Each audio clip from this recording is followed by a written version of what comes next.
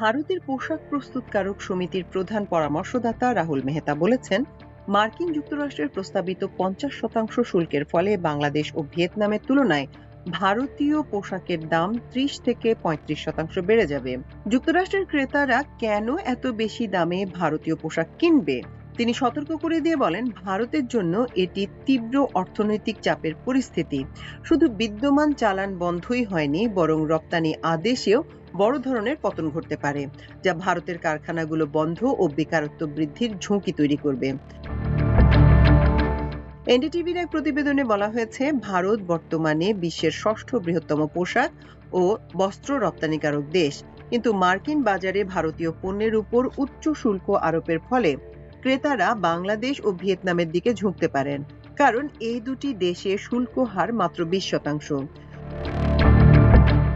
গত বুধবার সই করা এক নির্বাহী আদেশে মার্কিন প্রেসিডেন্ট ডোনাল্ড ট্রাম্প ভারতের রুশ তেল আমদানিকে শুল্ক বৃদ্ধির কারণ হিসেবে উল্লেখ করে বলেন, ভারত সরাসরি বা পরোক্ষভাবে রুশ তেল আমদানি করছে, তাই প্রয়োজনীয় ও যথোপযুক্ত মনে করে অতিরিক্ত শুল্ক আরোপের সিদ্ধান্ত নিয়েছে। ভারতের উপর শুল্কের প্রথম 25% গত বৃহস্পতিবার কার্যকর হয়েছে, বাকি 25% 28 আগস্ট থেকে কার্যকর হবে। ভারতের পররাষ্ট্র মন্ত্রণালয় এক বিবৃতিতে এই শুল্ক বৃদ্ধিকে অন্যায্য, অযৌক্তিক ও অগ্রহণযোগ্য বলে আখ্যায়িত করেছে।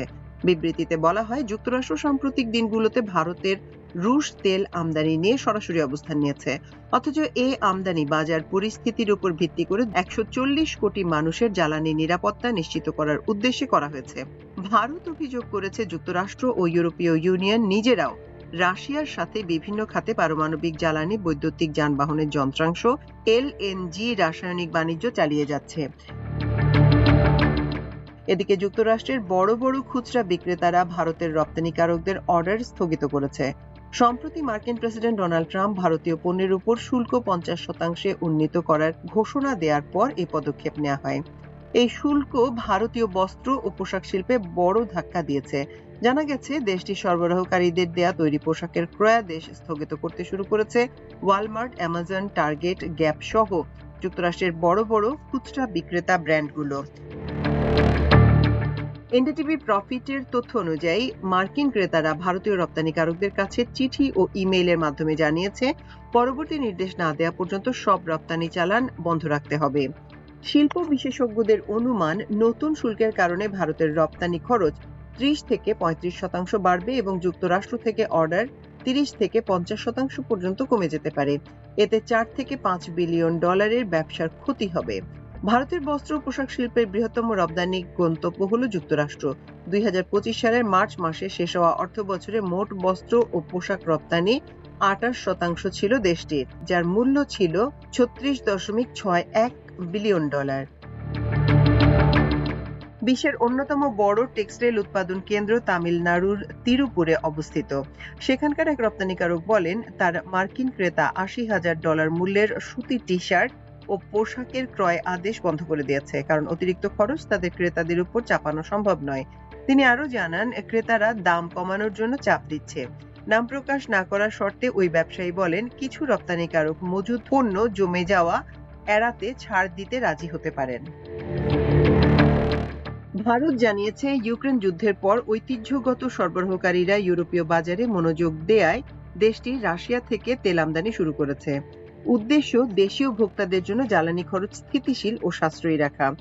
বিবৃতিতে আরো উল্লেখ করা হয়, যুক্তরাষ্ট্র এখন রাশিয়া থেকে ইউরেনিয়াম, হেক্সাফ্লোরাইড, প্যালাডিয়াম, সার ও রাসায়নিক আমদানি করছে এবং ইউরোপীয় ইউনিয়ন 2024 সালে রাশিয়া থেকে 67.5 বিলিয়ন ইউরো পণ্য এবং 2023 সালে 17.2 বিলিয়ন ইউরোর সেবা বাণিজ্য করেছে।